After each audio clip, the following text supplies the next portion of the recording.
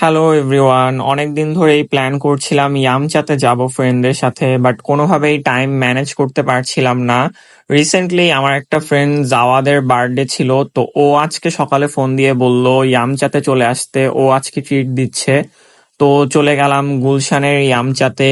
আমরা যাওয়ার আগে রিজার্ভ করার ট্রাই করেছিলাম, বাট ওরা বলল ওদের রিজার্ভেশন সিস্টেমটা এখন চালু নেই। তো গিয়ে আমরা প্রায় 40 মিনিটের মতো লাইনে দাঁড়িয়েছিলাম। আমরা খুব সকাল সকাল গিয়েছিলাম, তাও খুবই ভিড় ছিল। আর তার মাঝখানে আমরা একটু গল্প করে নিচ্ছিলাম জাওয়াতকে নিয়ে, আর একটু মেনুটাও দেখে নিচ্ছিলাম প্রাইস গুলো কি আগের মতোই আছে কিনা। তো ফাইনালি 40 মিনিট পর আমরা একটা বসার জায়গা পেলাম।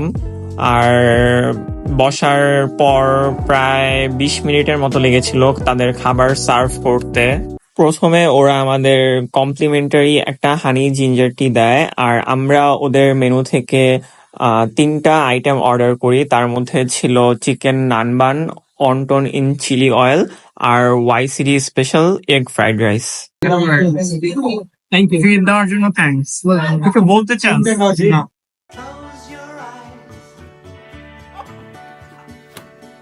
সিএসসি বেটার, বিকজ তুই সিএসসি থেকে ডিফারেন্ট ফিল্ডে তুই যেতে পারবি এন্ড এক্সপ্লোর করতে পারবি। আচ্ছা, আমি যদি বিবিএ পড়ি আমার কি সেন্টাস করতে পারবি, বাট তোর কি বলবো একটু ডিফিকাল্টি বেশি হবে। আচ্ছা, লাস্ট কোশ্চেন, তোর কি মনে হয় 4 বছর পর তুই বেশি কামাবি নাকি আমি বেশি কামাবো? Depends on skill. তুই স্কিল আমার চেয়ে বেশি, আর যদি তুই অ্যাকোয়ার করতে পারো তাহলে তুই বেশি কামাবি, আর নাহলে আমি। শিওর তুই? হ্যাঁ, skill is the only factor. And I've decided that I want to die. Finally আরো কিছুক্ষণ পর চলে আসে খাবার আমাদের। রিভিউ দে, কেমন লাগছে এটা? 10-এ কত দিবি? 10 out of 10 দিব। চিকেন ওয়ান্টাটা এই ফ্রাইড রাইসটা আমি ট্রাই করে করবো। ভাই 10-এ কত দিবা? 10-এ 10? 8.5। ওকে, ফেয়ার। তুই কত দিবি? 10 দিব।